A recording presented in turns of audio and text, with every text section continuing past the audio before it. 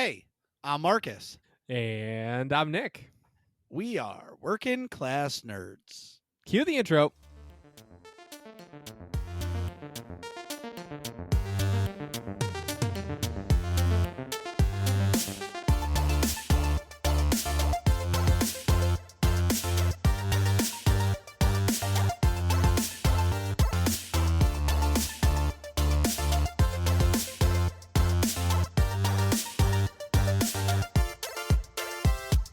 That's right. We are Working Class Nerds, a podcast that gives you no information about your favorite information. Today is Thursday, July 9th, 2020, and you can find this. I just went out to dinner with my wife for the first time since March podcast on Apple Podcasts, Buzzsprout, Google Podcasts, and Stitcher. You can find me on Twitch at twitch.tv/MarcusB814. Also, you can find the both of us on Twitter. I am at MarcusB814. And I am at Nick Vern, that's NickVern. And this week's episode, we're talking after class in a lecture hall with the University of Coruscant's Dr. Sonny Ravencourt, a.k.a. James McDonald. And we'll be breaking down EA's statement of, we're doubling down on Star Wars games. So welcome to the show, James/Dr. Ravencourt, and tell us all about your podcast and what you've been up to the past couple weeks. Well, thank you so much for having me. I'm very excited to be here, of course. I have been feverishly preparing for semester 3 or season 3 of the University of Coruscant, which is pretty much monopolizing all of my time. It's an enormous undertaking. From the couple episodes I've listened to, I can only imagine how much research goes into that to be able to talk about it in like a real lecture format. Well, I mean, the research and the writing is an enormous part, but on top of that, you have to sort of aggregate all of these different people and voice actors, and then get them to give you stuff willingly and for free, right, in like a somewhat timely manner, and then put it all together all at once. And so, I envy podcasts that come out on a weekly or bi-weekly basis like I used to do, because this thing is just such a monster that I do little blasts of it and then I wait and put together the next semester, and it takes me forever. And so there'll be like whole months where nothing happens simply because I'm trying to make something big happen. Right. Usually that's how it happens with those type of shows. Can you explain to everybody the style of show that it is? Sure. Who doesn't? Because some of the people may not know. Absolutely. The University of Coruscant is kind of my love letter to Star Wars. It is a fully immersive podcast. It is completely in universe. And so it is a series of lectures from a former holodrama star, a washed up holodrama star named Dr. Sonny Ravencourt, who has been brought to the University of Coruscant to teach galactic history.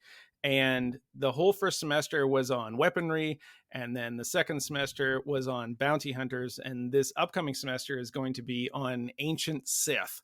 And each show is about 15 minutes, but the whole first semester takes place in a lecture hall in Coruscant, and so you get all the sounds and fun of Star Wars in there. But the second semester, I didn't want to do like that, and so it became a much more ongoing storyline where I'm on the run from a bounty hunter. There's a bounty put on me by my Bothan associate because I didn't pay him for any of the weapons that he acquired for me for the first semester, and so everything just becomes much more fun, I think, to have this running storyline. The characters start to get fleshed out, but each episode you still get that lecture on whatever the subject is. And now he's just sending it back via holo to the university. So it's a fun thing, and I love the storylines and the characters a ton. Particularly my TA, the Mon Calamari TA named Todd, has been a huge hit for people. They love him more than me by a long shot.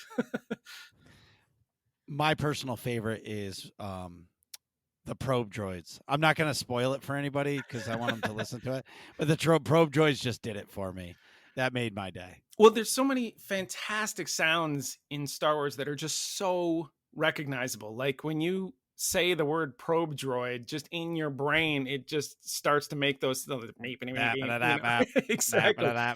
And you can't separate yourself from these things. And so that's been the fun of this podcast, is to be able to, bring all of this stuff in this sound space, and present it front to back, never breaking. And it's an honest to God audio play. And each season is something like, it's like a third of a novel when you break down the words. It's like 30,000 words. And it's crammed into 15-minute episodes. And then on top of that, you have all this sound and all these voice actors doing these parts. And so it's incredibly complicated. I think in the episode that you're referring to, I had something like 36 or 40 tracks running at once that were all providing sound. So did you hear that, Nick? I don't want to think about it. Well, granted, I'd be using Audacity, which is probably way more complicated to use for that much audio than some other programs. But speaking of which, what are you using to edit? I am using GarageBand on an Apple computer that is so old that it won't even accept updates anymore. It is absolutely ridiculous. But I have always used GarageBand ever since way back in the day. Like, I don't even know how many years ago I was doing Sonny's Diner, but it was a long, long time ago. And I just loved GarageBand so much that I learned it within an inch of its life, and I never really got away from it. And so one of these days, this computer is going to die. It's not the computer I'm even talking on right now. It's pretty much solely used for this podcast. And when it dies, I'm going to have a stroke because I'm going to have to learn a completely new system. I'm a little bit terrified of that. But no, I edit the whole thing on an archaic program, but man, can I squeeze all the life out of GarageBand. But you could always get a new MacBook. I could, but I don't want to. I mean, I've built this new computer, and it's amazing. And my wife has said, you are not going back. I'm not going to get a computer just to do the University of Coruscant. I could get a new MacBook, but I'm just not going to do it. I'm going to adapt. I'm going to learn. I'm going to grow a little bit. It's going to be hard. I'm going to lose years off my life, but I will do it. It is going to be really hard when that happens, because I understand what it's like to have to switch something, like switch a program, and it's terrible. I don't care what anybody says. It's awful. And the rendering the sound on this old thing, it takes time. Like it's old. You could just hear it complaining about the whole thing. But I'm just so used to it. I refuse to give it up until it finally dies. Well, if it's an older MacBook, I bet you can still take it apart and upgrade the parts. Just as an FYI, it's a desktop iMac, I think. Mm-hmm. Yeah, I got it. I actually got it to run SWTOR on release. That was the purpose of getting that computer, was I wanted to get a new computer to run SWTOR when it released, and so that I could also record Sonny's Diner. And so that was the time that I got that thing. And ever since then, it's been doing podcasts for me. Wow. All reliable. Yeah. So you did mention you built a new PC. Did you build it yourself? Did you order one from, newegg.com? How did you go about doing it? No, I built it myself. And I realized that sounds like I'm proud and have achieved this great thing, but I relied on so much help from friends on the internet and whatnot. And really, it's not as hard as people would make it seem, but there is definitely moments in there when you're putting it all together and then you have to turn it on and you're just like, this is a coin flip. This is a coin flip whether or not any of this works whatsoever. And when it all fires up and things are humming and they're working, it is a glorious feeling. But no, I did assemble it all myself and bought all the pieces and got in there with the little goo for the thermal paste, and it's a bit of a heart attack, but it did work, and I was really excited about it. The hardest part for me when putting together a computer is after you've hooked up all the PC fans, you have all those little individual pins that you have to plug in into the motherboard, and they say, it could be It could be the LED light on the case. It could be the power button. You know what I mean? Just for that to engage everything or whatever it is. Those little pins drive me crazy because I have big hands, and getting those pins into the right locations, it never works first try.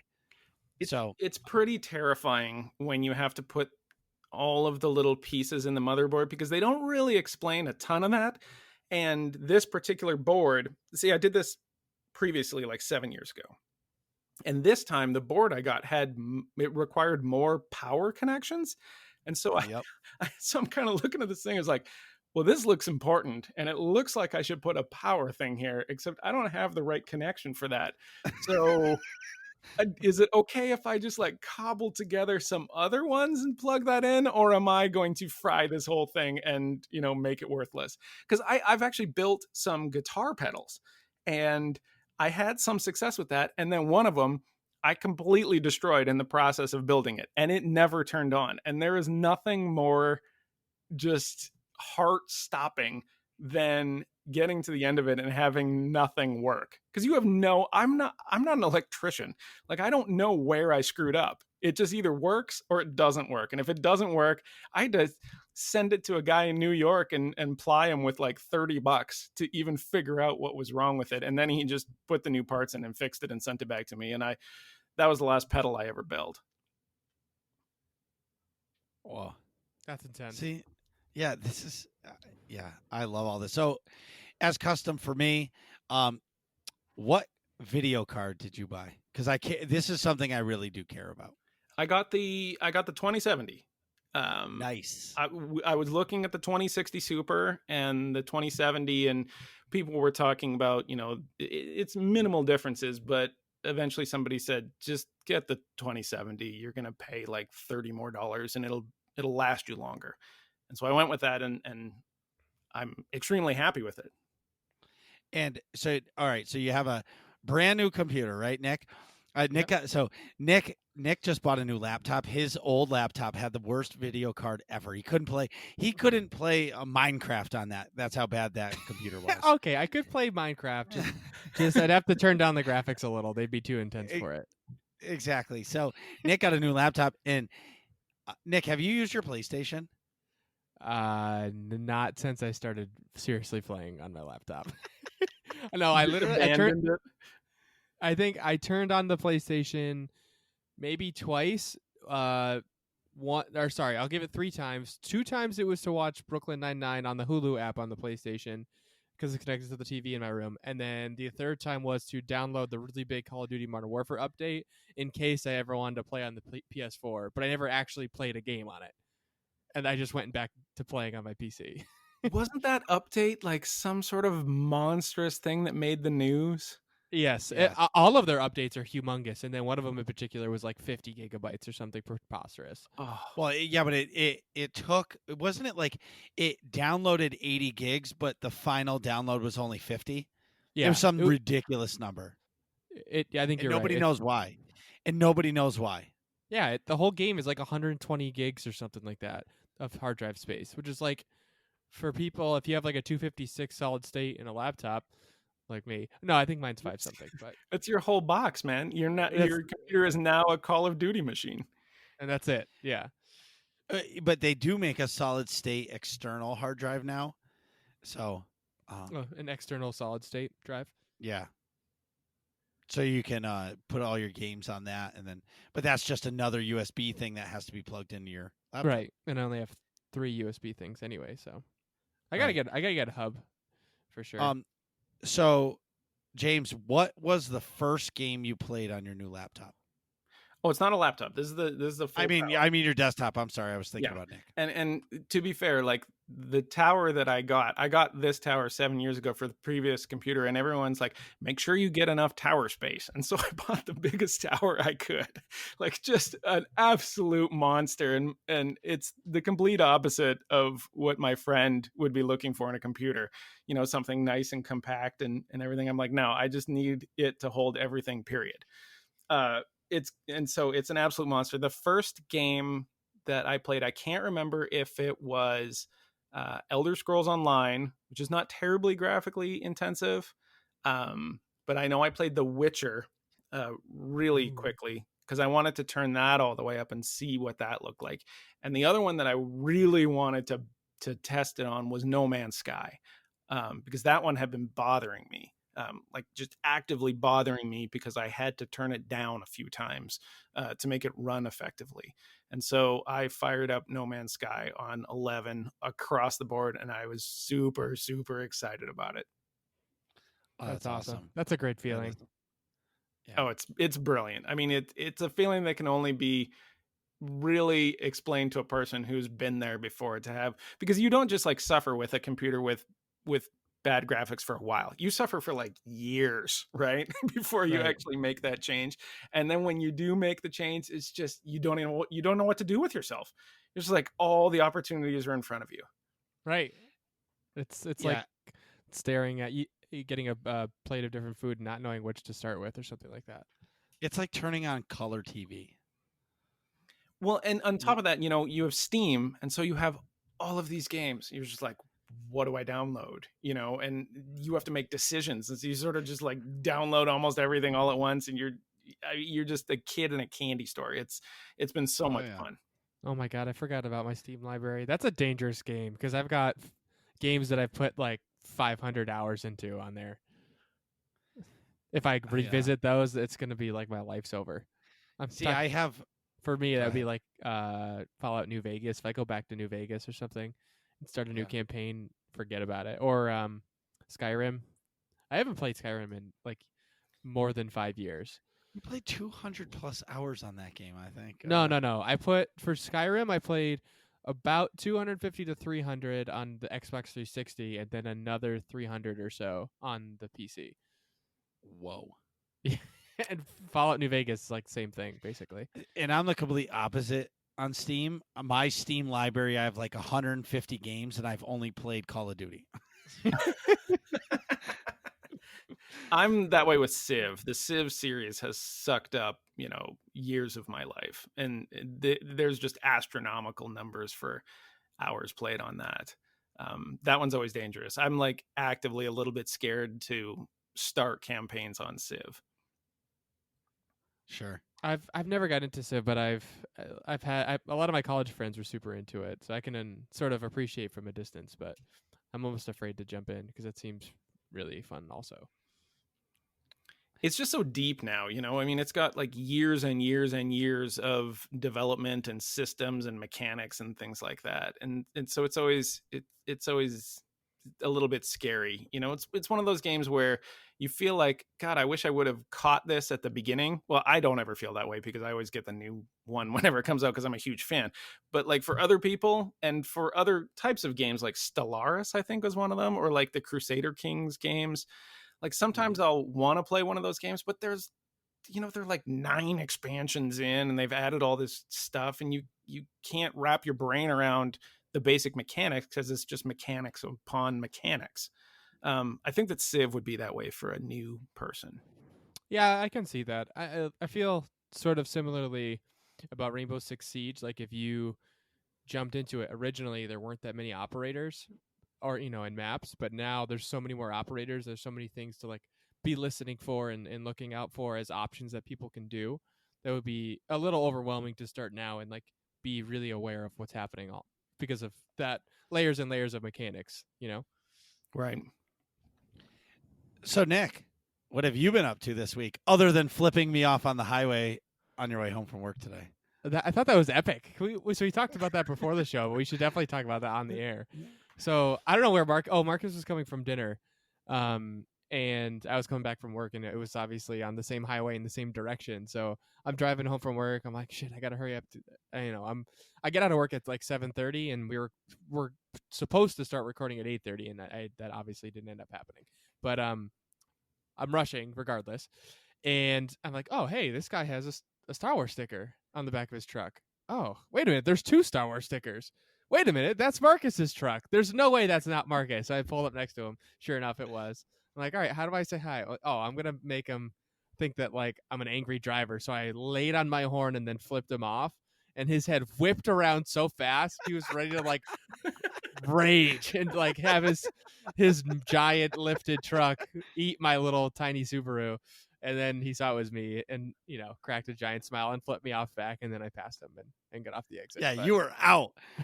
That Subaru was moving. Well, dude, I had to get home and shower and eat and get on the show. I know you just had true. to sit down and plug the mic in, but Yep. I had to Anyways. get my crap together. What did you do this past week? So this past weekend was 4th of July. I worked basically the whole weekend. I worked a 12-hour shift on Friday, an 8-hour shift on Saturday, and then a 4-hour shift on Sunday and 12 hours on Monday. So Saturday was when it was interesting. I was originally going to work all 12 hours, and then one of my friends from work and offered to swap 4 hours for 4 hours with me. So she would work the last 4 of my shift on Saturday for 4 hours of her shift on Sunday, which wasn't too bad. So I thought, I wanted to throw a little party for the people that had to work all day Saturday, because most of the time we work 12-hour shifts at the hospital. So all the 7 a.m. to 7 p.m. people, you'd be missing, barbecues or going out on a boat or whatever you may do on 4th of July. So I figured I'd have like a fire and some beverages and set up some food and music and just have people over to hang out. Well, I didn't realize that I told a bunch of people, I was like, yeah, invite whoever. It's all good. Come on over. And I made like about a gallon of margaritas and a whole bunch of White Claws and things. Well, needless to say, a few of my friends from the 7A to 7P shift came over, but then also a few people that I know from the 11 p.m. shift came over after they got out, so they weren't getting there till like midnight, and everyone from all the 7 p.m. shifters were already drunk and like encouraging them to shotgun White Claws and drink more margaritas. And long story short, everyone didn't leave. The last people didn't leave until 4:30 in the morning.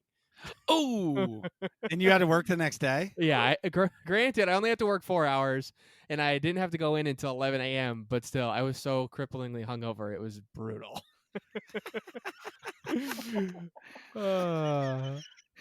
Yeah, I will say, thank God I was wearing a mask, because all I could smell under my mask was myself, all the alcohol and bug spray.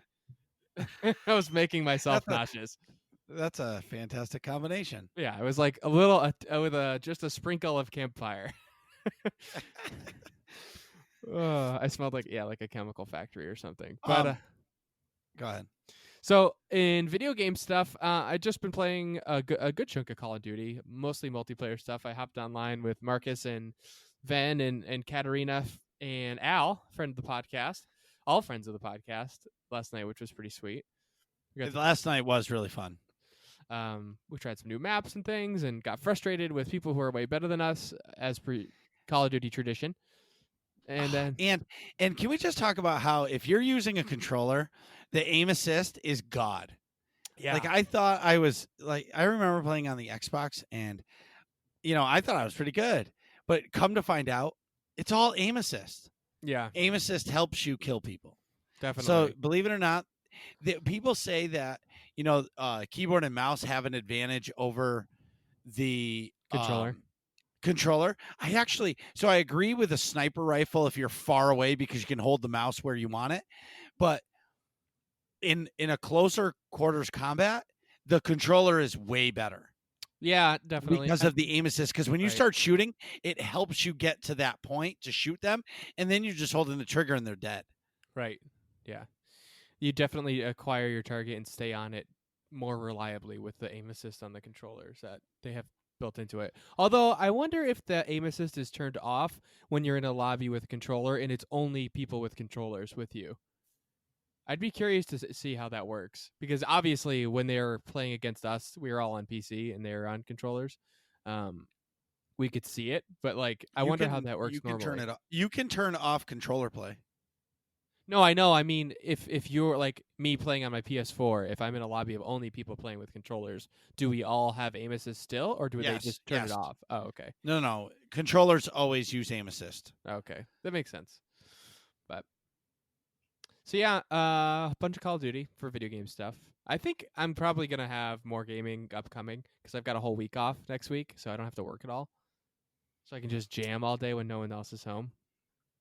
I'm just going to say this, Nick, and I really, like I wish I could get you to do it, and I know you're not a big MMO guy. Yeah. But you should really play Elder Scrolls Online. Okay. It's Skyrim, But an and MMO. it's never, but an MMO. Yeah. Like I could give you my. Actually, I could. I know what I should do is I should just give you my login, and then you could just play and create a new character. Because it's buy to play, so you don't have to sub if you don't want to. Right. You can play the story just by buying the game. You would love it. You knowing how much you played Skyrim and all the other Elder Scrolls games, you'll love this game. It plays just like it. I'm sure. That's a good idea. Maybe I will play Elder Scrolls Online over the next week. You But should. I definitely It's worth should. trying. It's a different. I think it's a different type of game. You definitely can get away with a lot of that Skyrim sort of feel with it, and it does have not your standard tab targeting for an MMO. It's definitely worth playing, I would say. So I agree. You should give it a run. I don't think that it's a direct translation from Skyrim, and so you might not like it. But it's definitely worth trying. Okay. I think A I got lot it. of people. Yeah. I was just gonna say. Oh. I think I gotta at least give it a fair shake. Well, knowing how much you love Bethesda, I think you're gonna love it. Yeah. Personally, I don't know why. I just think like if there's an MMO for you, I think it's that. Well, if you're into story, I mean, it's fully voice acted. The story is tremendous. I mean, every little quest has, when you add, a voice actor or actress telling you what they want you to do and, having their own little story, it just makes the whole thing that much better. So if you enjoyed Skyrim because you got to go on a bunch of little adventures for people, well, then you're going to love this. It's really cool when you have a game like that. And it's beautiful. Oh yeah. For like, Nick, how like SOTOR or some of the other MMOs just look dated. Yeah. This game is beautiful. It reminds me of Skyrim.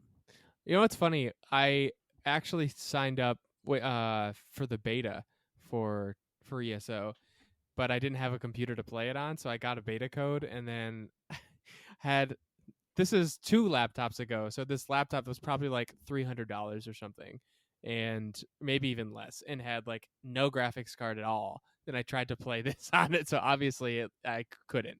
It was like 8 frames per second or something on the lowest settings. So I just gave up and stopped. But I forgot all about that whole escapade. I was tried for an hour to get it to work right, and obviously it didn't. Elder Scrolls Online Steam right now is $19.99.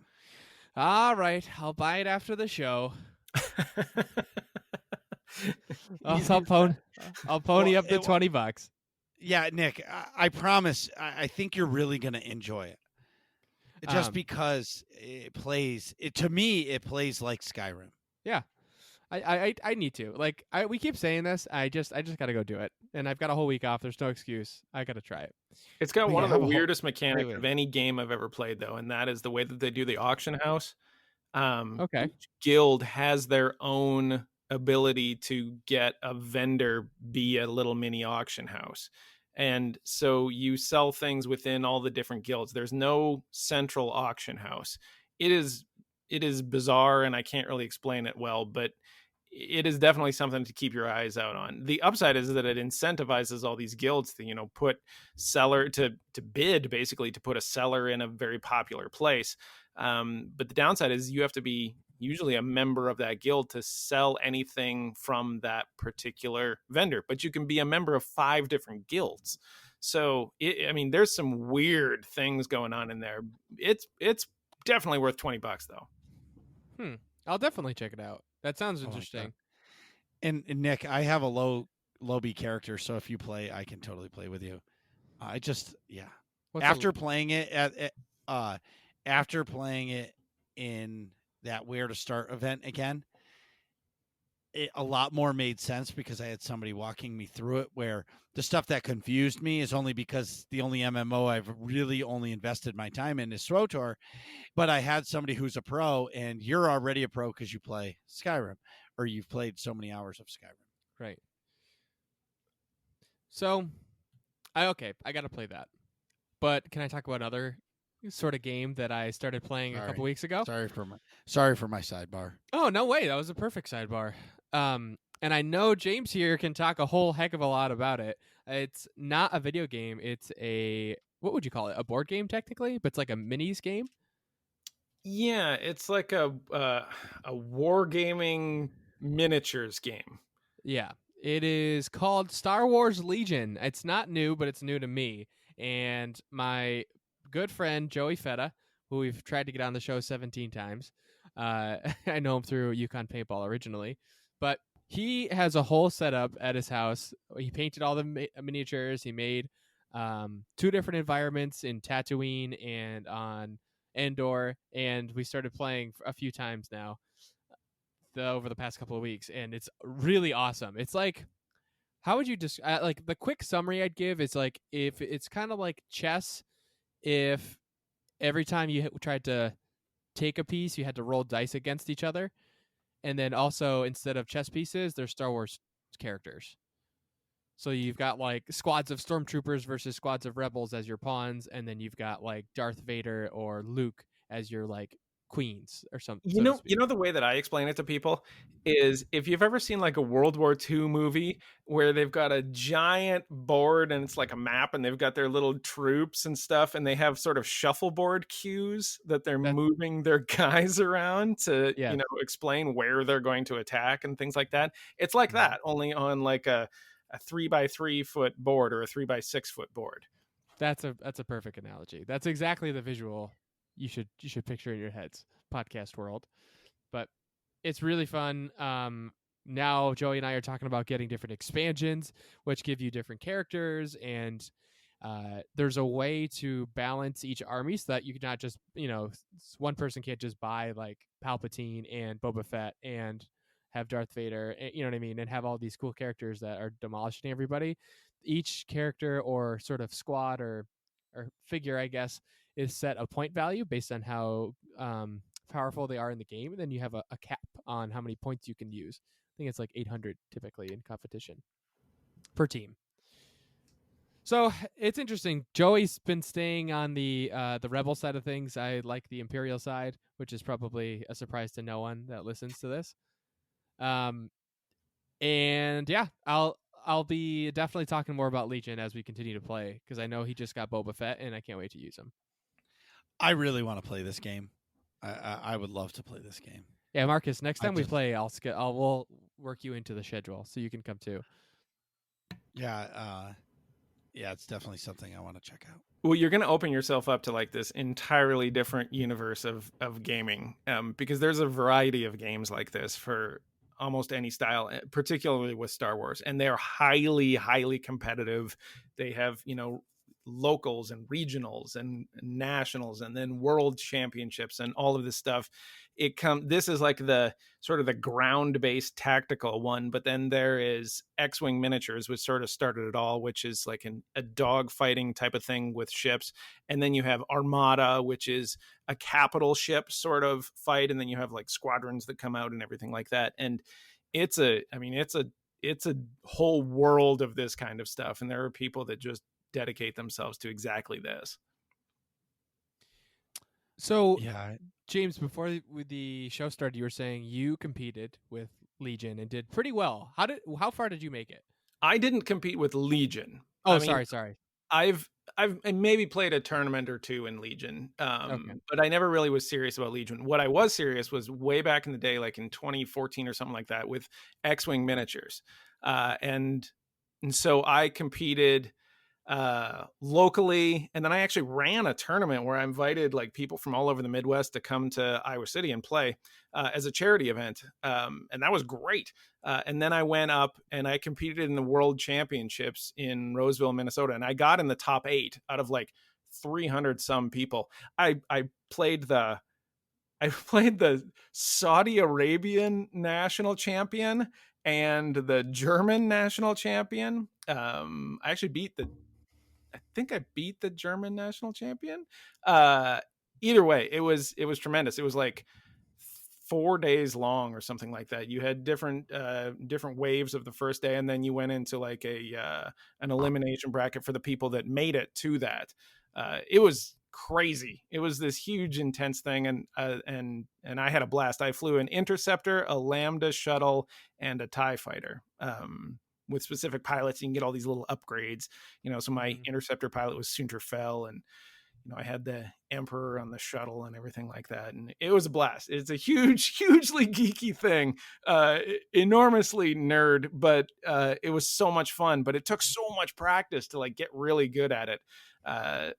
At the same time, some of these people play these games just so that they can paint the little figures, and they love it. And usually there's like awards for these kind of things on painting, on top of like competing. Some of the people just want to make their figures look really cool, and those people are superior talent painters out there. It's really cool.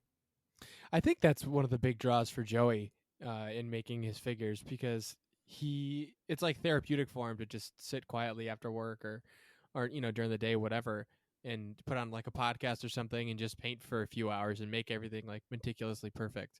He'll even put, I don't know if this is standard practice or not for folks, I'm sure it is, but he'll even put like grass and like little miniature sticks and things on the pedestals for each figure to make them, for example, for the grass would obviously be for Endor, or he'll make it look like sort of fern leaves on the ground in that case, or sand on the pedestals for people that are supposed to be on Tatooine. I thought those little details are pretty cool too.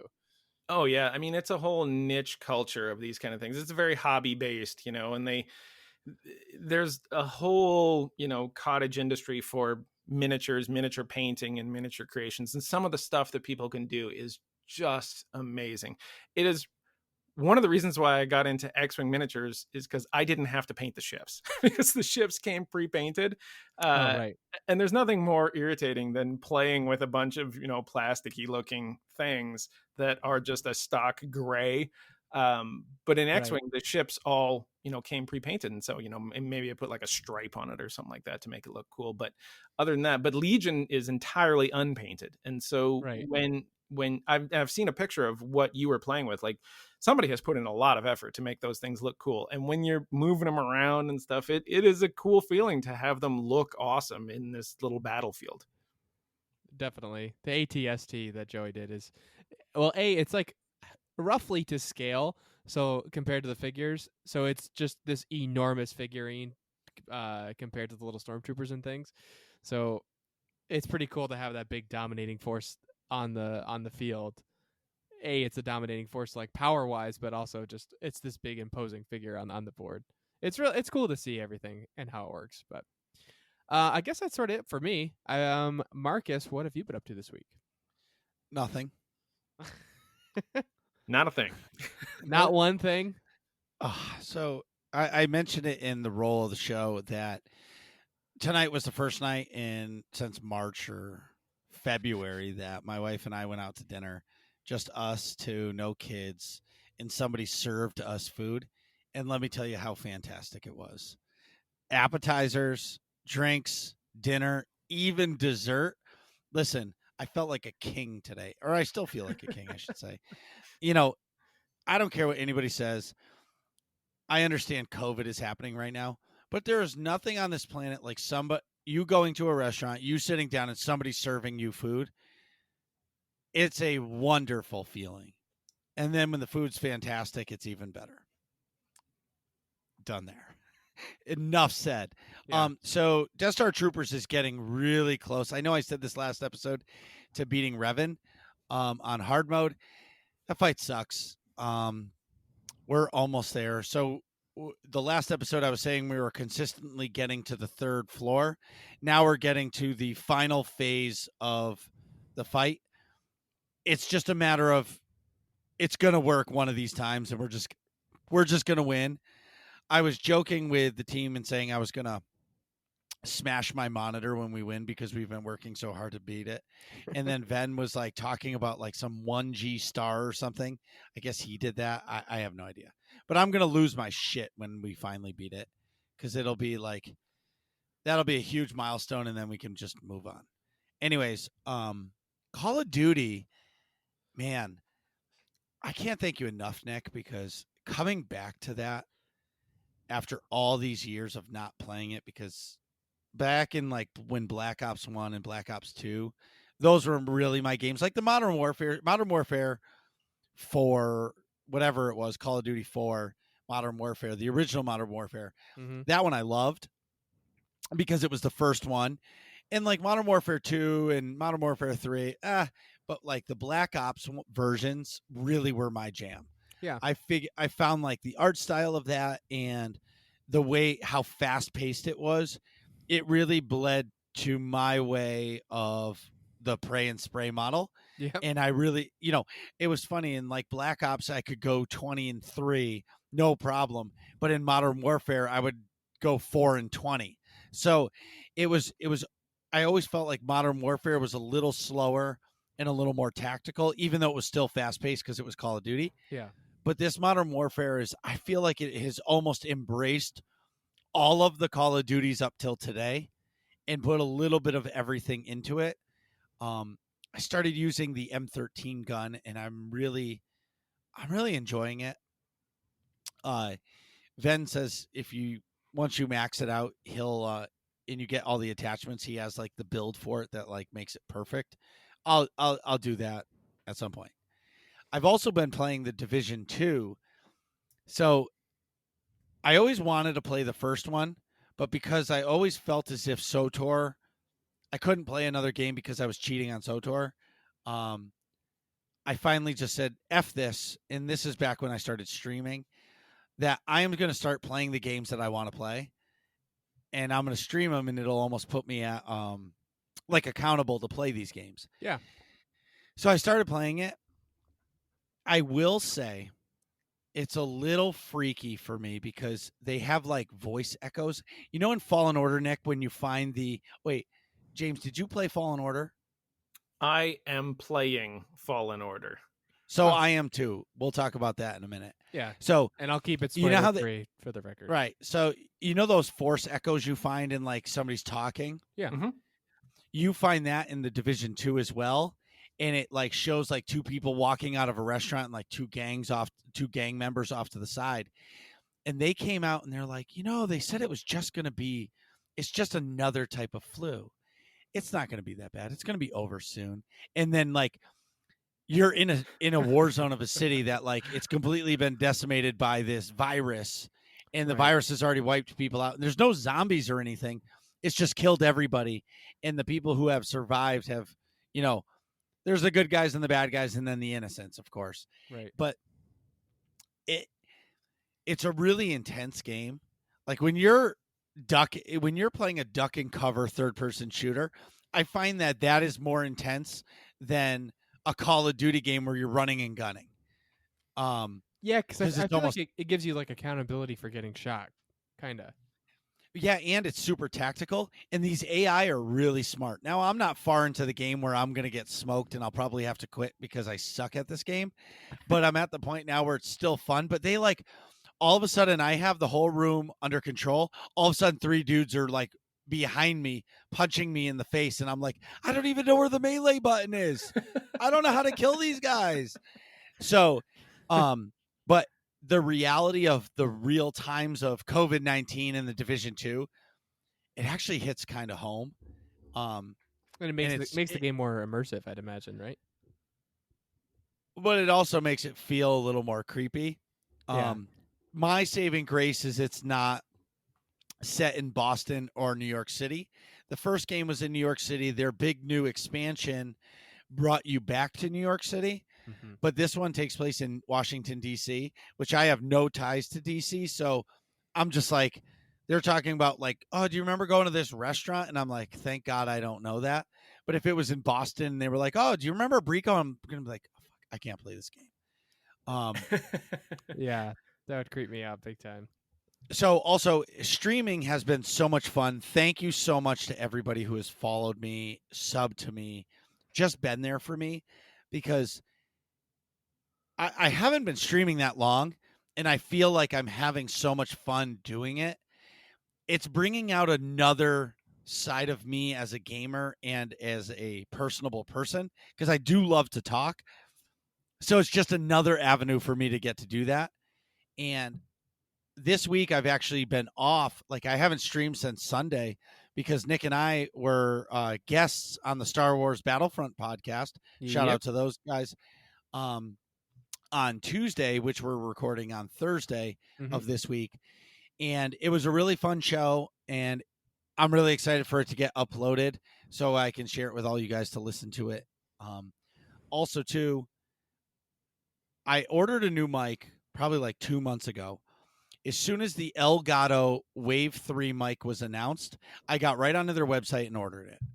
And it didn't say it was out of stock. It did not say it was back ordered. And I ordered a 4K capture card at the same time. The capture card came in within 2 days. And this Wave 3 mic, I paid for it, but it has been nowhere to be found this whole time. And all of a sudden, I got the email today that it's on its way. So I'm really looking forward to a new mic for streaming. It's not our podcast mic. I guess the technology with it is really good. So I'm excited for it. Lastly, I need your help. So I have the Elgato Stream Deck, and I cannot get my clip button to work. So the clip button is you push it and it rewinds 30 seconds and clips that part from where you push the button. So almost to give you like, oh my God, that was so awesome. Push the button and it'll save that last 30 seconds of magic, whatever you're talking. Yeah. So it's on the thing, but it doesn't work. So I don't quite know what to do. So if anybody's listening to the show, please help, because I'm lost in it. Help you, Obi-Wan Kenobi. You're our only hope. Yes. So, it looks like we've got some SOTOR news. Mm-hmm. It reads that you should jump into your favorite in-game events all through July. So we've got a whole bunch. SOTOR is running a whole bunch of events all through July. They've got the All Worlds Ultimate Swoop Rally, which is June 30th through July 7th. And that just ended. I'm now realizing that just ended. You've got a whole bunch of Nar Shaddaa Nightlife, which runs from July 14th through August 11th. You've also got the Rakghoul Resurgence on Alderaan, which is running from July 14th through July 21st. And also another All Worlds Ultimate Swoop Rally, which is July 28th through August 4th. So Game Update 6.1.2 came out, which was the Swoop Rally, which we talked about last week. And I said, oh, no, we did talk about it with Doc, but our sound got corrupted. Yeah, so you guys didn't know that I talked about this. So at that point, I did not try the Swoop Rally. Since then, I have done the Swoop Rally. It was fun. I mean, it was fun. I did each race on each planet once, and that was it. I didn't know that you had to click a separate terminal for the weekly, which I thought was kind of dumb, but they got me, so I actually have to do that before the servers reset on Tuesday so I can get the weekly rewards. But to me now, it just seems like it's fluff content. Mm-hmm. I mean, I'm not saying it's great, but for the last like 4 months or 5 months, this is what we've been looking forward to. And this is what the entire team has been working on. I'm not so overjoyed by it. I'm not saying it's not fun, and I'm sure we can have an awesome mega with it or something like that, but it is what it is. Anyways, in AIE news, Summer of Love, Remembrance Day is coming on August 2nd. Mm-hmm. As all you guys know, Remembrance Day is the one day in the guild where we stop and we go to the most peaceful planets in all of the MMOs that we play. Mm-hmm. And we remember all of our friends, family, and guildmates who have passed and became one with the Force. It's a really special event for the guild.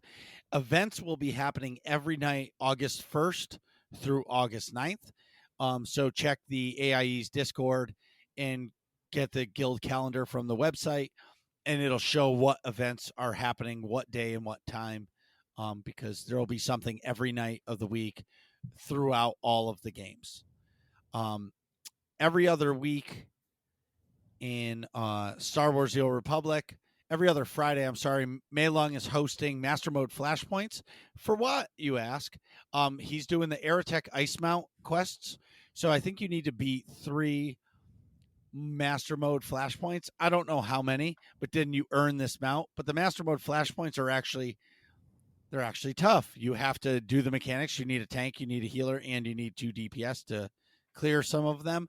Obviously, there's some that you don't need. But if you're interested in that, check out the SOTOR Discord, and you can find out what Friday coming up they are doing that. Nick, we actually have some Lord of the Rings Online news. I know. Thanks, Mal, for sending this. So a big thank you to Marcus and Fezgig for putting together the Where to Start event. We have been busy in-game and in Discord between that and the AIE podcast. We have a lot planned and some giveaways planned for upcoming SNL and our Saturday Night Lotro. For our upcoming Saturday Night Lotro and our portion of Summer of Love, which is pretty exciting. So basically, Mal from AIE, who runs the all the Lotro stuff, am I saying that correctly? Yes.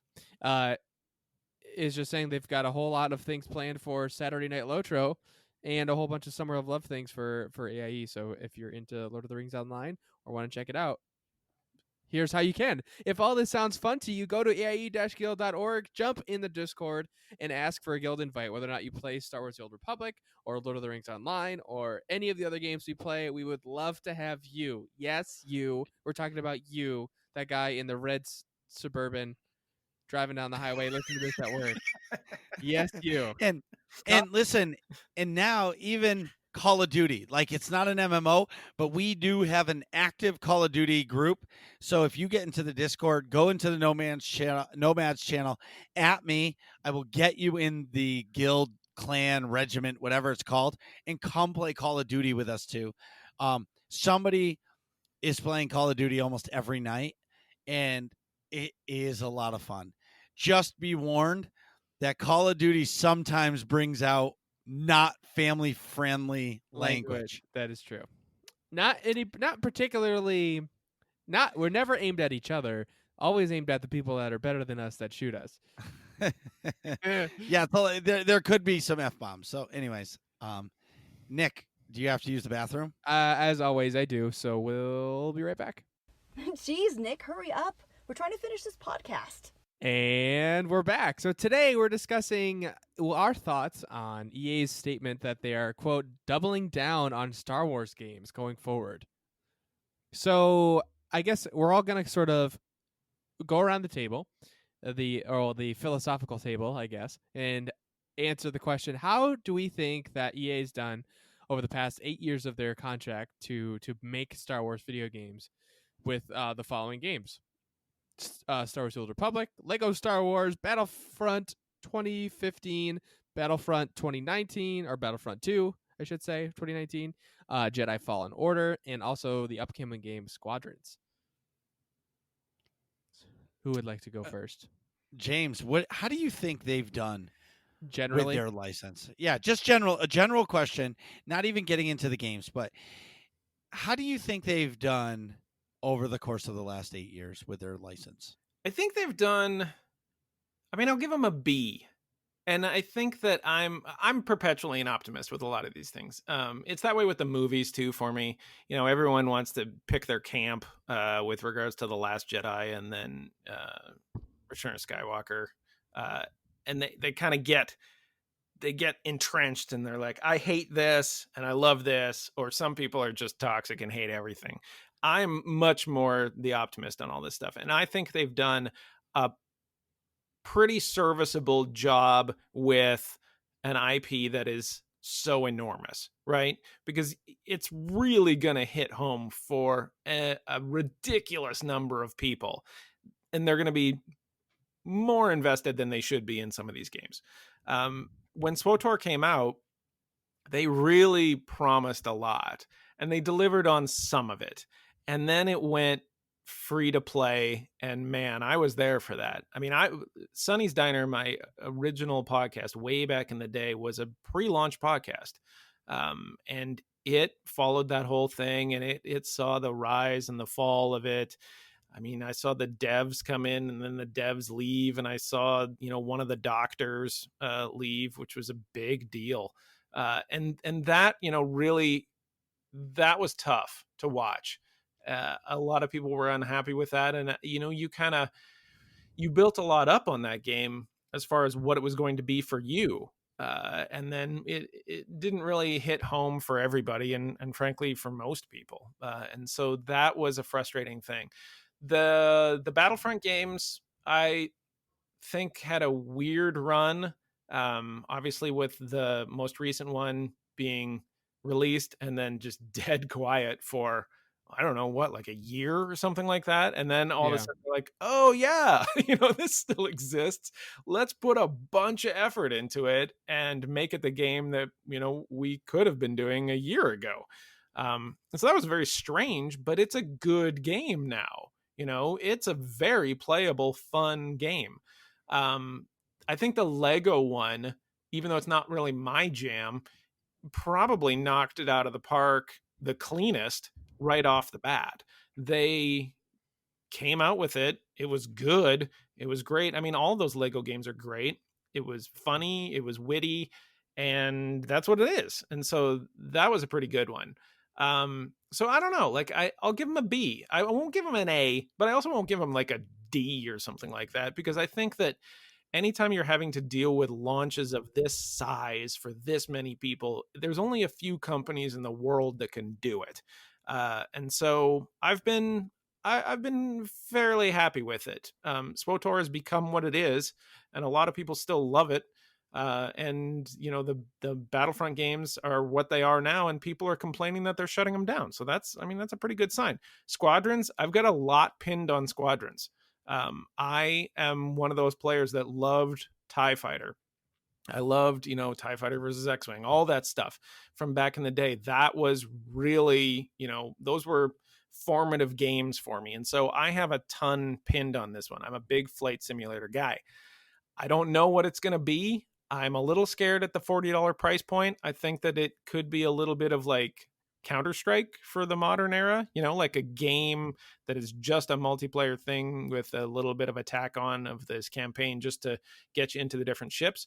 But at the same time, if they make that multiplayer a lot of fun to play, I'm going to be big into it, and I'm going to love it, because they really look like they've given that feel of Star Wars back. Like the fonts on the dials and Yes. everything like that really feels Star Warsy. And what they've been saying is, we played TIE Fighter.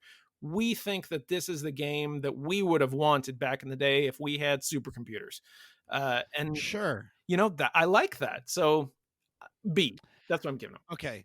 So I'm I want Nick, you to go next, but I just want to answer your thing on Squadrons. Mm-hmm. So I don't lose it, is my opinion on what Squadrons is. It's what Battlefront 2015 was. Except they heard, so when Battlefront 2015 came out, I remember I was so excited for it. People are like, it's only multiplayer, there's no story. I was like, who gives a shit? I'm going to be Stormtrooper straight up shooting people with an E11. Like, I'm in. And they had it at a $60 price point. People raged over that. I still bought it because it's Star Wars and I wanted to play it. So my thought on Squadrons is they're going to give us, a 3 to 5 hour long campaign. I don't think it's going to be long. And they're going to give us a few maps. And I think this is the beginning of it. I think it's going to be Battlefront 2015. They're going to let it play for a couple of years, and they're going to immediately make Squadrons 2. And they're going to invest a ton into that.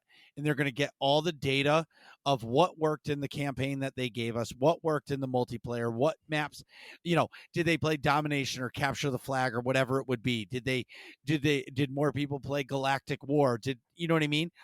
And did people try fly the Mon Calamari ships over the Star Destroyers or the Clone Wars Star Destroyers, whatever it might be, right? And I think Squadrons, $40 price point, I don't think you should be afraid of it. I think that is EA saying, look we don't want people to be pissed again. So we're telling you it's $40 because we want people to buy this game, and it's essentially you're buying their AAA beta test for Right. Squadrons 2 later. That makes And a if lot of it's sense. if it's super successful, they're going to run with it. because they know that they've given us the three components of Star Wars that everybody wants. Battlefront is the first-person shooter. That is the war, like, multiplayer game.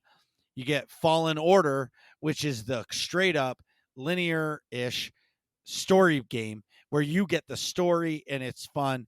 And now you're getting the flight sim of the TIE fighter and all the ships in Squadrons. Or you can play SOTOR, which has all three of those in one game.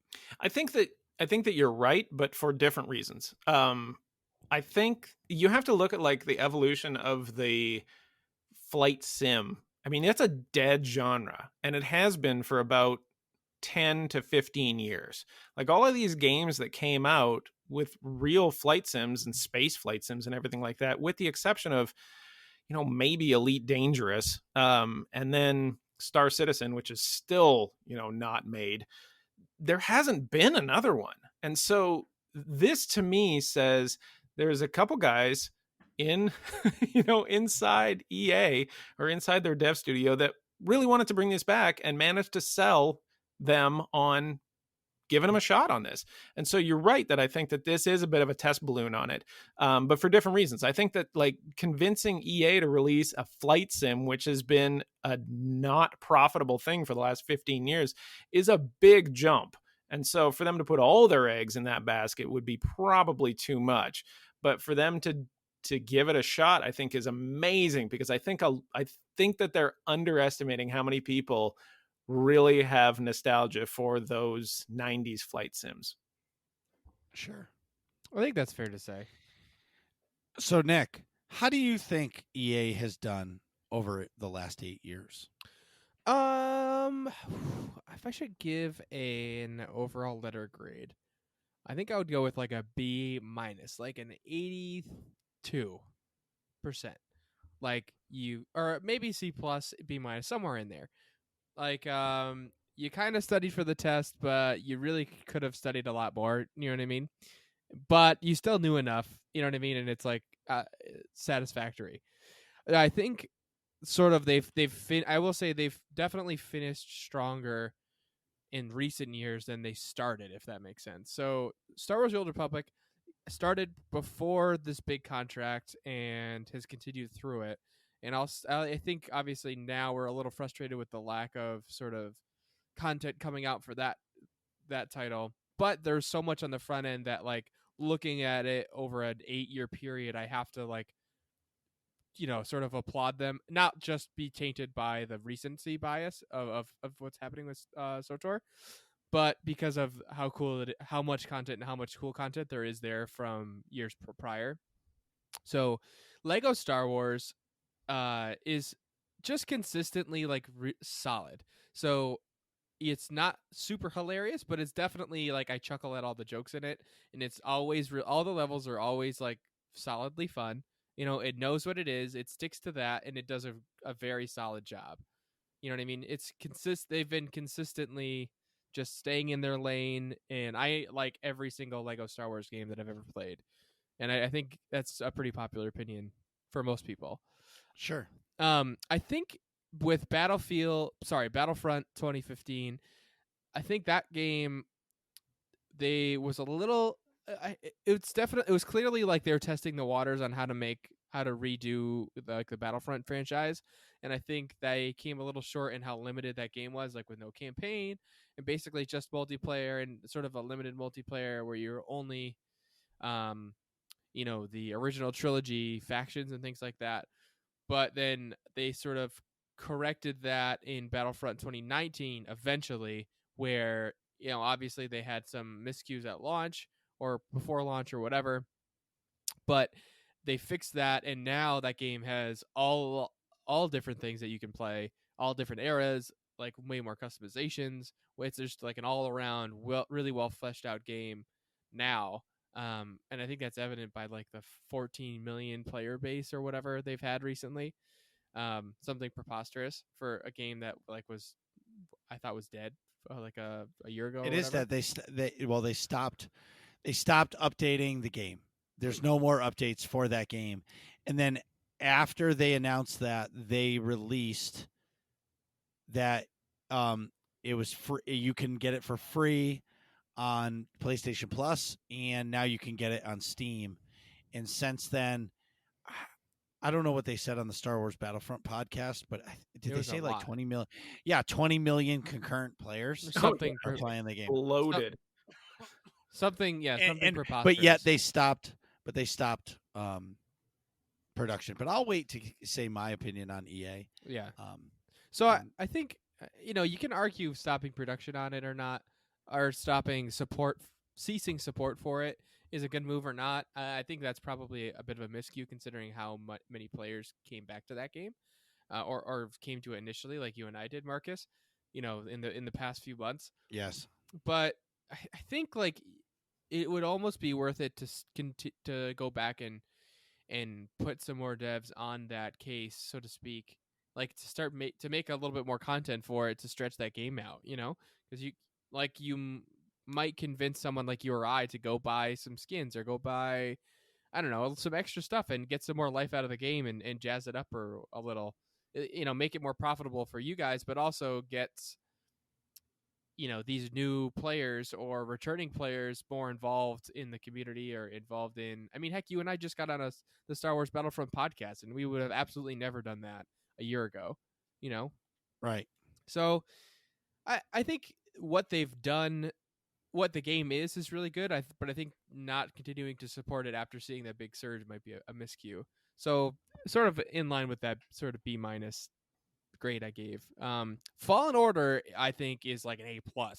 That they crushed it with that game. I loved Fallen Order. Oh man, I didn't even talk about Fallen Order. We can circle back. Yeah. But good. So I will no spoilers but I finished that game. The ending's fantastic. I love the whole story arc of that game. There are lots of sort of twists and turns as things unwrap. Yep. I can't wait. And there's, I think, just the way that like the character. So I thought Cal was a little annoying at first, but then as you like get to know the character, he's not. I understand where he's coming from a lot more, and it's really cool to explore an era that you don't see in most other media. So if you don't know, Fallen Order is oh, my display just shut off. Are you guys still with me? Yep. Okay. Yep. We're fine. So I don't think I jiggled the mouse in a while. Anyways, if you don't know, Fallen Order has set after Order 66, but before A New Hope. So I think it's like 5 years after Order 66 or something like that. So it's basically long before A New Hope starts. So you've got this new empire around, and basically no Jedi or Force users anywhere around, really. Like it's not like they were before anyway. So it's interesting to explore that world and see like all these Clone War like relics and things still kicking around. And just because you've never, at least I don't think there's a whole lot of media that show that time frame. So, anywho, Fallen Order, I thought they crushed. Yeah. But I'm a sucker for RPGs anyway. What were you gonna say, James? I want to talk about Fallen Order too, because I totally forgot to do that. So can we circle back to Fallen Order? Because I think that is, for me, that's gonna be like the odd duck outside of the box for me. For EA. Yeah, I see what you're saying. I will not give EA a grade because I can't do that. I'm gonna just more say they are the king of the half-ass. Okay. They go halfway in and then they pull out. And I'm gonna start from the bottom and go up. Okay. Because I want to save SWTOR for last. So Squadrons is coming. I'm not a flight sim guy, but the game looks fantastic. The detail in the game looks like they got it right. And this is where I am starting to appreciate the delay in EA releasing games, because what they've done for the last 8 years is they've sat down with Lucasfilm and now the mouse, which is Disney, to make sure that they're designing things that they're going to like, because, as James said it, Star Wars is such a big world or galaxy that there's so many details that have to be fleshed out. Like, you can't make Cal in Fallen Order. How long do you think that took to make that character? I'm not saying the actor that played it. I'm just saying that idea of that Padawan, that might have taken a year of storybook. Just the character. You don't know how they flesh that out. And where EA and their license, I'm saying half-ass, other than Fallen Order and the Lego series, they seem to make a product and they go halfway into it and then they just stop. Because they're like, okay, nobody's playing this, but people love it. And I feel like with Battlefront 1, the 2015 version, I feel like it was a trial run. I thought the game was great. It had its flaws, but it was fantastic. The Frostbite Engine, I never saw a Star Wars game look like that before in my life. So when that first time you loaded into your team deathmatch assault match and you were at Jabba's sail barge in Tatooine running on the sand, you were blown. I had to stop and I died because I was mesmerized by the amount of detail that went into this game. Mhm. And I felt like I was playing Return of the Jedi, right? If stormtroopers were at that point. Right. They took what was wrong with Battlefront and mixed it into Battlefront 2. And Battlefront 2 was great. The problem with that was EA on the front end in the beta was greedy with these loot boxes. Right. And it was at the time where people were so worried about microtransactions and pay to win that it ruined the game. Right. And that game ended up becoming like the scapegoat for all of the whole gaming industry's frustration with microtransactions. Correct. And, they said, what did they say? It was one of the worst launches of a game ever in history. Yeah. What took the narrative? I mean, the whole narrative of that thing was not the game anymore. It wasn't the detail. It wasn't the gameplay. It was this one thing, these loot boxes, these microtransactions, this pay to win, this lottery type of thing. And it was so big. I mean, it garnered like lawsuits and changes in laws. It just completely took the narrative away, and everyone fixated on this one thing. And so then, that's all there is. And it becomes very frustrating. It becomes so frustrating that people don't even pick up the game at that point because they don't want to be a part of it. Yeah, that was me Right. and Marcus. Yes, we didn't play it. We did not play that game. I think we started playing it 8 months ago. I think we downloaded it and played it. But we really started playing it a few months ago. Yep. Maybe it was 8 months ago. I don't know. But the game was great. So now I'm going to finish with good old Star Wars The Old Republic. Mm-hmm. I think they invested $200 million into this game. The pre-launch stuff, and James, you're going to know all about this because you had the podcast, was huge. I mean, they hired Jedi and Sith actors to take over Times Square in New York City. They were having cantinas all over the world to celebrate this game. They blew this game up like crazy. And when they launched the game, it didn't do as well as they thought it was because there were some problems. And instead of hitting the problems by the forefront, EA just pulled back. And they were like, it's a failure. And they've looked at that since the game has launched because it didn't destroy WoW. That's all it is. And this game has come, there's so much content. Like when you play those first 8 class stories, that is an unbelievable, untold story for Star Wars. Like I've never been able to make, other than Knights of the Old Republic, of course, a choice as a, that was as like a Jedi or as one character. But how about as a bounty hunter making a dark side or light side choice, or a trooper? You know what I mean? Like or being like the Han Solo smuggler type, and you get to decide if you want to shoot a guy or just be snarky to the guy. That doesn't happen. And what's happened since then is they've realized that they have the second largest IP in the world, so they can do half the content of everybody else and people will still play the game. And I know I sound really down on them, but I am, because I feel like this game could have been so big, and it was before it launched. And EA, you can say it was BioWare, but EA as the big corporation, I think, let a big game slip, and we're watching it happen with other games. Look at Battlefront 2.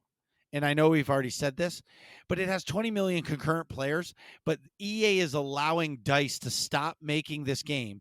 Or why not pass it to one of your sub studios and have them continue the content, because this game is successful now. Right. 20 million players playing this game. If you put out a $20 update to the game, people will buy it right now. And they're not. They've completely pulled out, and they're like, okay, you can go make your Battlefield game. And Battlefield will not be as big as Battlefront, in my opinion. In 2021 or 2022, whenever the next Battlefield comes out, that game will not be as big as Battlefront is. I truly believe it. I don't doubt Versus, especially when the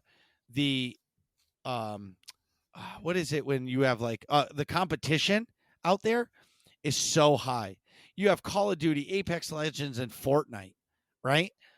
Those are the big three, and Battlefield is, in the big four. But yeah, you have your avid Battlefield players, but is the player base bigger in Battlefield, or is it bigger in Battlefront?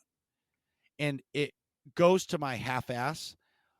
And why I think EA needs to keep the license is because they've done all of the work on the front end, working through Lucasfilm and Disney, and they finally have it right with the details. Look at Fallen Order. Fallen Order, I'm not done with it. I just found out about the second sister live on stream. Nick was there. I'm not spoiling anything. Yeah. Nick was there. I wish that clip button worked, because my face showed it all. I was blown away by what it was. Yeah. And it was, you guys name some like big twist in a show that blew your mind. The Usual Suspects, or okay. Oh, that's so good. That's such a great example. I'll go with that one too. Okay. All right. Also, that M. Night Shyamalan movie with Bruce Willis. What is that was the other one I was thinking of, actually. So yeah, I got nothing. You just Sixth Sense. Oh, the Sixth Sense. Yep. Yeah. And for me too, the first one that pops into mind is when you find out in Fight Club that Brad Pitt was always just an illusion. Oh, wait. I have a video game one. So both, the original BioShock game, there's a twist in that. And also, oh my God, yes. And also, would you kindly remember BioShock Infinite's big twist as well? Yep. Did you play BioShock? KOTOR. What about the original KOTOR? Oh my God, like yes. The same twist. Yes. Right? Yeah, like, wow, you've been playing this character and you are the character. Right. So that's my point, is Fallen Order, like, the plot twist just gets me. Yeah. And now there's even now more I'm big sunk in it. reveals than the one you felt, by the way. It gets better. I'm sure there is. James, how far are you in Fallen Order? Not far enough that you won't spoil it by talking about that. Okay, got it. Do you remember what planet you're on or anything? Yeah, I just left Ilum. I haven't been there yet. No, you're further than Marcus then. Okay. If you've left Ilum, then you're definitely further than Marcus. Marcus is I'm not. Kashyyyk for Zepho. the second time. Or no, Zepho. No, Zepho for the second time. Sorry, yeah. Yeah, I'm very much in the beginning. No, I think you're probably like 30 to 40% through. Okay. Yeah, because you've been to Kashyyyk once. You went to what's the planet with the Zabraks? Oh, Dathomir. Dathomir. It's my favorite. Yeah, you went to That's my Dathomir once favorite already. planet. God, That is my favorite planet. It's something about video game design when they can make you hate a planet but then respect it at the same time. Like, yeah, exactly. Which planet is they that? did that. Oh, Dathomir. I love it. That's my favorite Star Wars planet. And I'm like, oh my God, I hate this planet so much, but I like really respect all the artistic choices they made with it. Like, I don't think you're supposed to like Dathomir. No, it creeps me out. And oh yeah. I 100% of that planet so fast just so I could be done with it. Yeah, like I don't want to spend any time on Dathomir. Yeah, definitely. And I want to live there. Oh. I love it. You should be a Zabrak character next time you make a tune. I want to Oh, talk about that's a- like one of the things that you were talking about with KOTOR, because not KOTOR, SWOTOR, because you're talking about like how I sort of lived that rise and fall at the Mhm. very beginning of it. And one of the things that you mentioned was that it didn't beat WoW. And that was a big point of frustration for us podcasters, like launch podcasters, was we had all come from WoW. Everybody came from WoW at that time, and WoW was right. somewhere between the 10 and 14 million person range in there. And WoW really blew the market apart when it came out. You know, there were people that really didn't believe an MMO could have a user base any bigger than, I don't know, 350, 400,000 people, you know, from those previous games, EverQuest and whatnot. And WoW came out, and it set this genre up where for like a decade after, people were trying to chase that cash. And there was definitely an element where you could see that EA was thinking that this was going to be big dollars. Like WoW kind of faltering a little bit. We are going to steal this whole player base and put them into Star Wars.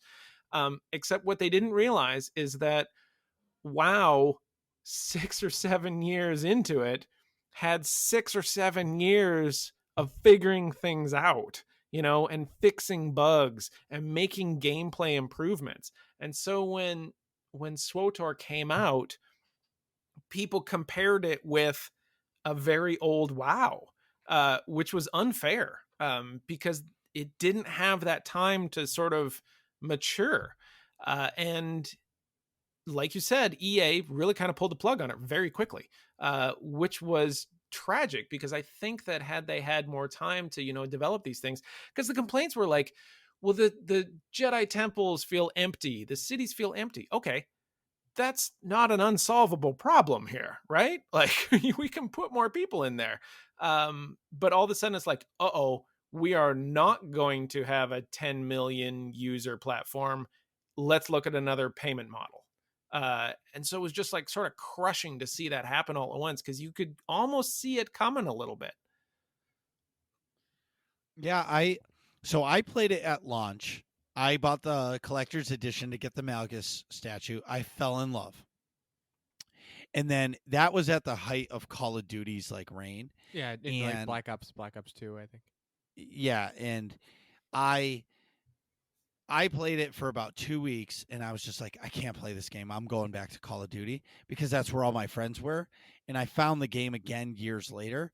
But the thing for me with EA and what we're talking about is they've never put their foot back on the gas. And now that Star Wars is the second biggest IP in the world, they still haven't. I mean, they still don't even mention the game. It's like, if we went to the BioWare office, I'm curious if like SWTOR is like the back 3 desks in like a corner, and there's a floor to ceiling wall so nobody can see them, and it says like, and there's like a dunce hat on the wall. Jesus. I mean, but it's how they treat them, right? And James is going to agree, because he watched the rise of this game and the epic fall of this game in a year. yeah, it was fast, real fast. That's right. And instead of, in my opinion now, instead of saying, okay, let's invest some money here and really like try to get some of these players back. And believe it or not, with an MMO, I do like the free to play model. I think it is fantastic. It's either, for me, free to play, or do like Elder Scrolls does, where you just buy the game and you're done. And if you want to sub, you can, but you absolutely don't have to, Right. as far as I understand. That model is And- surprisingly effective. I think that Correct. one of those Yeah. ones where people are like, we're not real sure if this is going to work. And then Elder Scrolls has really been crushing it. But when Elder Scrolls launched, it was a fail too. Absolutely. Final Fantasy 14, it was a fail. But the difference between EA and Square Enix or Bethesda, they were like, we're not letting this game fail. We're going to double down, and we're going to make it right, and we're going to make some money. And that's what they've done, where EA has not. Now, I don't know how much now 8 years later, how much of EA's hands are in the SOTOR jar versus BioWare. I can't answer that.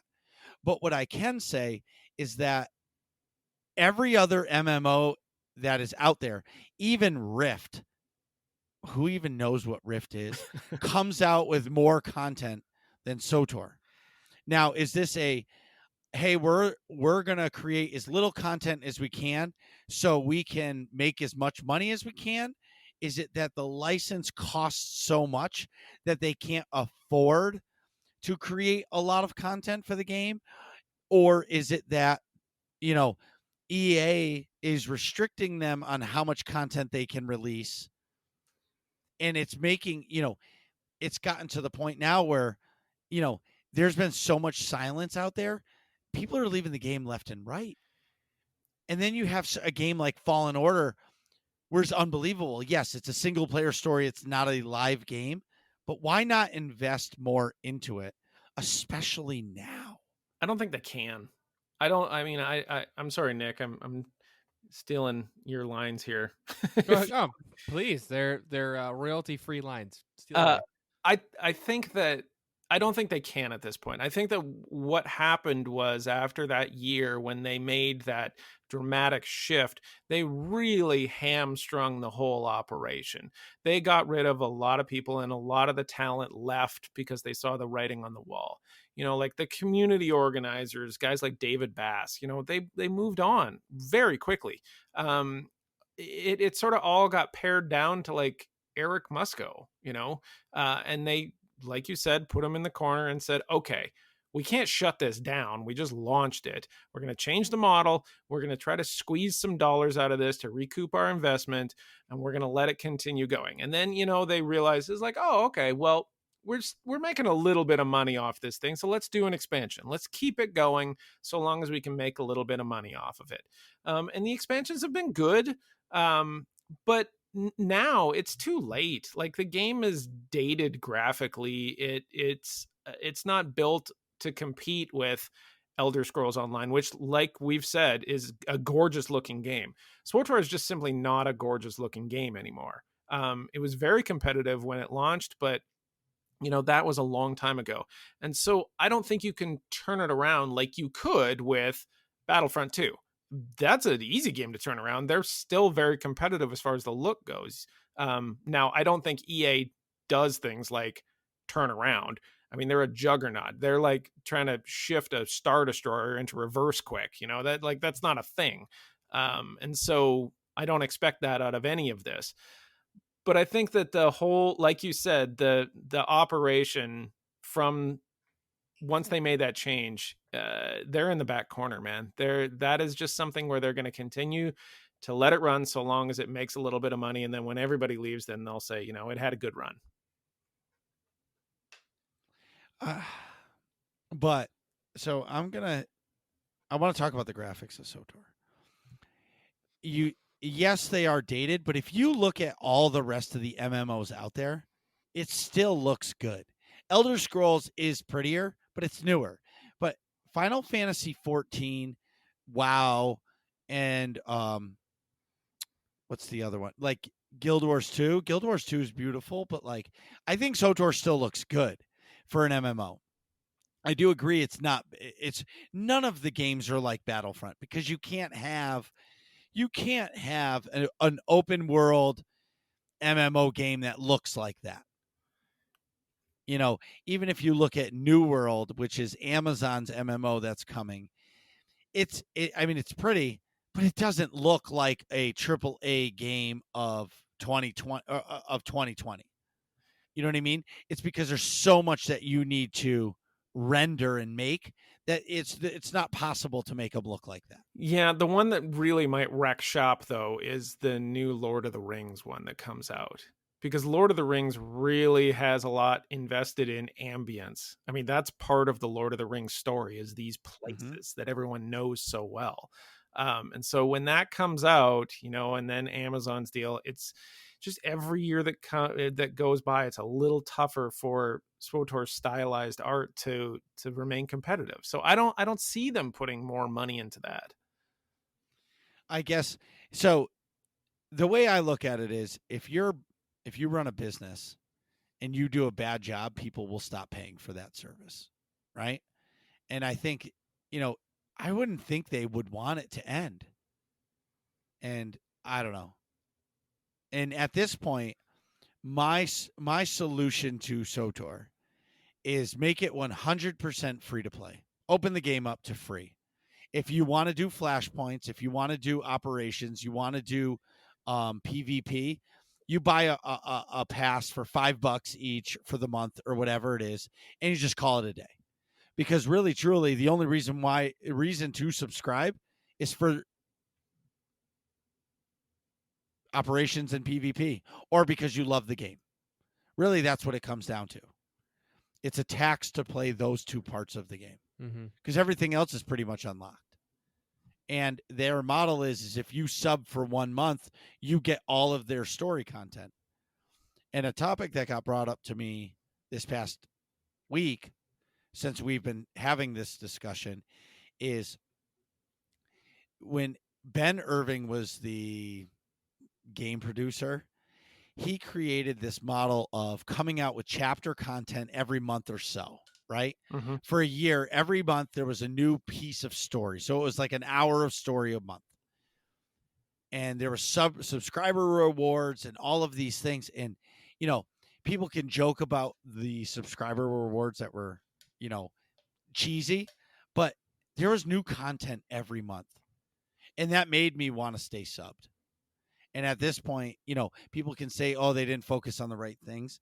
Well, maybe they didn't, but in a game where you can't produce a lot of content, releasing something every month or every 2 months is a really good idea.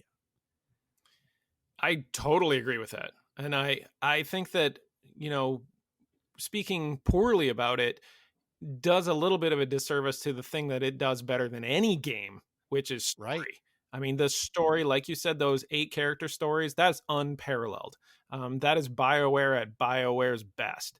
And it is still amazing. Like, it is worth it for me to go back and say, gosh, I can't remember that sorcerer storyline or that, and it's so good. They're all great. All 8 of them are great. And it's worth experiencing. So there is definitely still something there that is as good as it gets. And I just wanted to say that, like, that's worth paying. Oh, 100%. Right, of course. I think I was just going to make a little comparison. I think the story classes for SOTOR are like Ben & Jerry's ice cream flavors. You really can't go wrong with whichever one you pick. They're all going to be amazing. But they're all different flavors of amazing, At least from what I've played. I enjoyed them a lot. I think I really enjoy that whole like butterfly effect style of storytelling that BioWare does so well. That's one of the reasons why I love the Mass Effect series so much. It makes you feel like your one of my favorite things and which turns into one of my biggest gripes of a different franchise.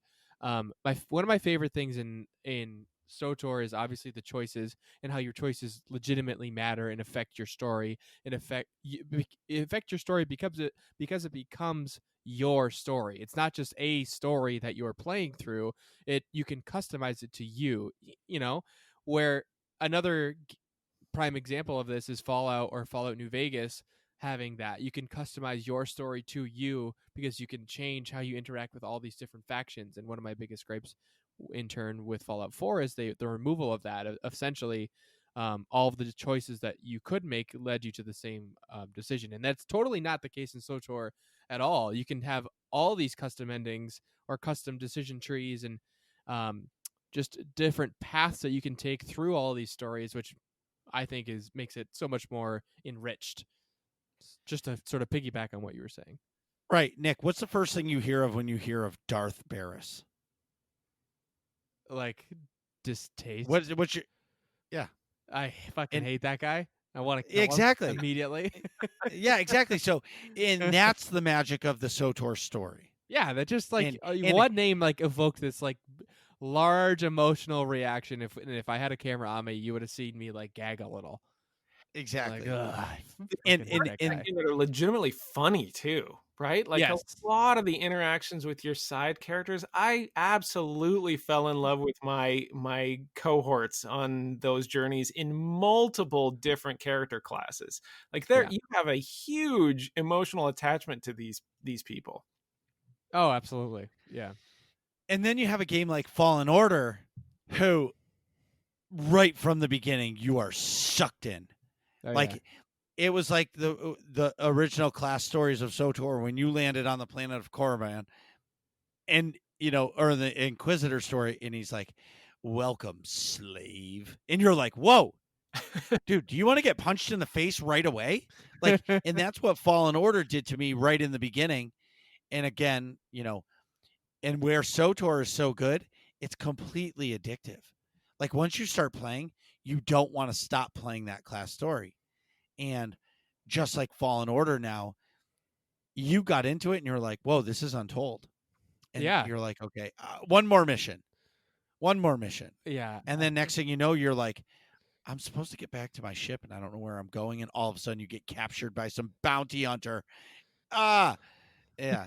So, I mean, that anyway. really says something too, because all the great games that I can remember had those, emotional attachments to the characters, those stories. Those are the games I remember playing that I thought were great. And SWTOR had that, and yet somehow it's not one of the great games, right? So, like, what happened?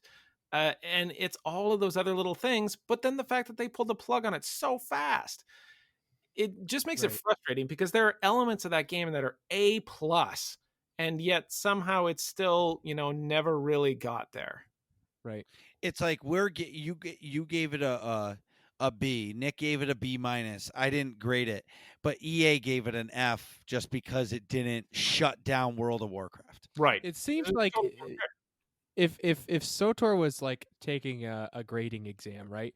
It got um it answered 10 questions and only got 4 right or something, and then EA out of 100 question test, and EA automatically gave it an F after the first 10 questions. Is that fair to say? Yeah, they just stopped the test. Right. Yeah, they said They nope. stopped looking Okay, you're out. Yeah. I think that, when with Fallen Order, though, like if you were to do this and say, okay, take the last 4 years of EA and now grade them, I think that's a pretty wildly different scenario. Like Fallen Order is a great game, and it gets better as you play it. And I love the fact that it's like a standalone thing. There's nothing else to it. Here's a game. It's great. It's polished. Have fun. And that's what I think they're going to try to do with Squadrons a little bit is like, okay, we worked really hard on this. Here it is. We're not going to give you day one downloadable content. We're not going to give you anything like that. Like you either like it or you don't, but we think you will. And I love the way that they're moving in that direction. So the last 4 years, I'd give EA a B plus out of a lot of this stuff, and maybe even an A minus. I can't agree more. And I think that's totally fair to say. Yes.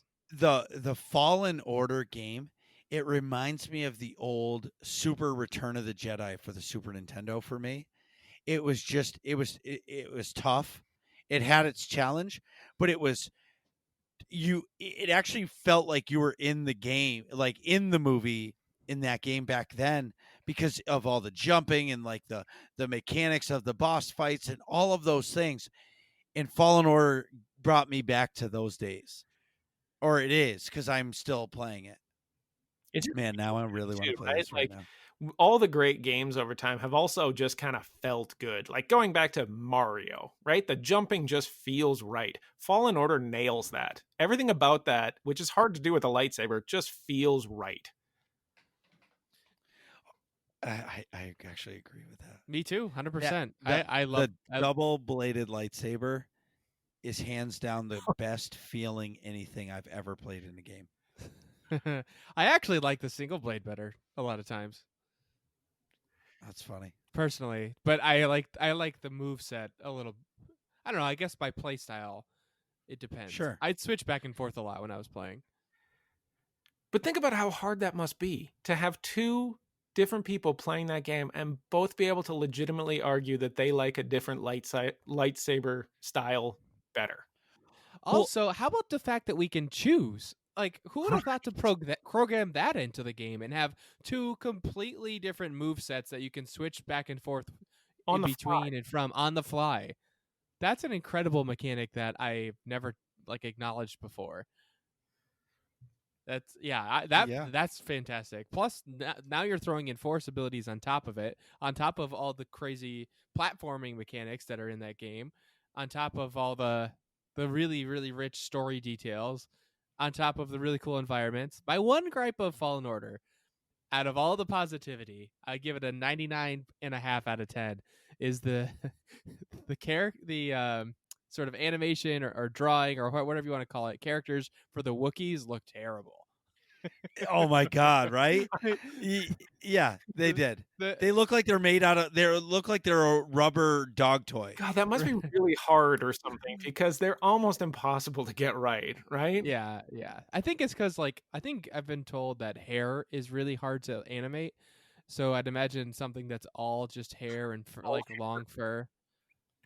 It's just bound to look silly. Did a pretty good job because it was that stylized animation. They could get away with, making them a little blockier. But you're probably right. It's all just animating hair. You get a giant pile of hair, 7-foot pile of hair. Yeah, they look a little Muppet-y in Fallen Order, but everything else is absolutely beautiful. But when I got to Kashyyyk I saw Wookiee, I was like, ooh, that stands out. But everything else is so perfect that I just laughed at it and kept moving, So I'm gonna ask you guys: do you think EA gets the license renewed? Okay, I know my answer. James, do you want to go first? I'll go first. I think the answer is yes, because of what I said earlier, that it's such a behemoth task that there's only a few companies in the world that can do it, and they are one of them. And they finished strong. So the fact that they finished strong means that they have a pretty good argument as to why they should keep it going. So I'll say yes. So I'll say yes as well for a slightly different reason.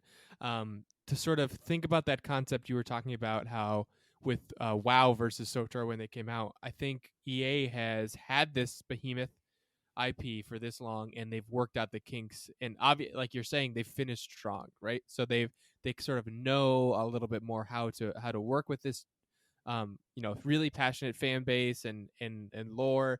Now, although they had some hiccups when they first got the license, I think if another development studio were to come in, they'd be starting all over again, and they would be getting compared to EA's last projects versus this new studio's stumbling blocks. Even if it was a giant studio like, I don't know, Activision or name any other giant game studio, I think they would stumble a little bit as well, and it would be an immediate negative reaction and be like, oh, give it back to EA. So I think because of that, because EA is improving and they've sort of have had all this time with it, I think they're going to win it again.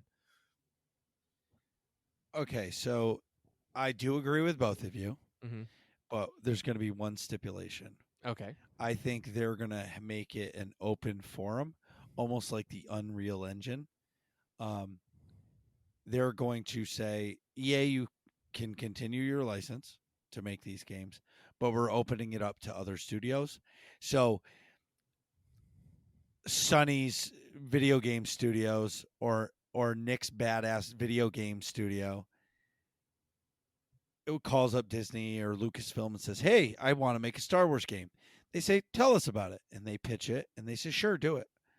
I think, and that will produce probably some bad Star Wars games, but I think it's going to help the IP long term continue to grow and be able to have quality games that stand out in the future.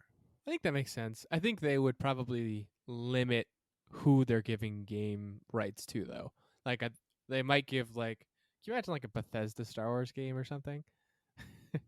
I don't know. I'm just spitballing here, but I think it would have to be a really well developed studio that's got a lot of polished AAA games. I don't think they're giving it to you're ever gonna see like indie Star Wars games. I think the IP. Why not? I don't You think don't they're gonna think like that. You don't think like making a pixel art side-scrolling Star Wars game again can do well? I think you can, and I think they would be willing to risk like a reputation loss if that ends up being a bad game or something. Only if you're not telling any novel stories in that game. I don't think like for like in Fallen Order, you're telling novel new stories in that game, You're and creating that's canon. Yeah. I think you're not going to risk like telling this really cool story or like on a studio that's not like really really well polished, and it's not like almost a guarantee that it's going to be at least a decent game. Does that make sense? It sure does. I would definitely like to see other studios make Star Wars games, though. Of course. Sure. Well, James, tell us where we can find you. You can find my podcast if it ever comes out with season 3. I'm kidding. We're really close. We, the royal we. It's all just me. Well, just for the record, the 2-hour season 2, like the entire semester, the cliff note. Well, it's not the cliff notes, but like syllabus. The syllabus. That was awesome because it just kept playing. I actually loved it, and I listened to it again because I listened to each episode, but then I listened to the a syllabus, and it was really satisfying. And for the record, I think Cad Bane is better than Boba Fett. But anyway, tell us where everybody can find you and your find podcast. all my stuff. University of Coruscant. Coruscant for non-Star Wars fans is spelled Coruscant. You can find me at universityofcoruscant.com, or the podcast is on iTunes and Stitcher and Spotify and everything like that. You can also find me on Twitter at UofCoruscant. And yeah, I mean, it's out there, and it's something that I think that everybody will love, even if they're not big Star Wars fans. For some reason, I have a really big following of 10-year-olds, which was somewhat unplanned, but I keep discovering 10-year-olds that love my podcast. And I think that's great, because who at age 10 didn't love Star Wars?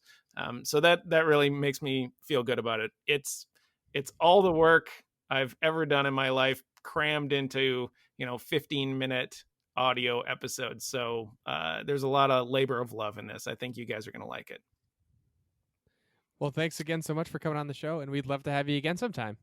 Well, I had an absolute blast, and I missed this, early when Sonny's Diner eventually left. SWTOR and started doing other stuff. It was kind of just gaming and interviews and things like that. And so I miss, talking this kind of stuff with people that are really passionate about it. So I had a great time tonight, and thank you very much for inviting me. And when Squadrons comes out, we'll have to have you and Kogas on to talk about it. I will have no shortage of opinions on Squadrons. I can tell you that. What are you guys talking about in here? Find out next episode of Working Class Nerds.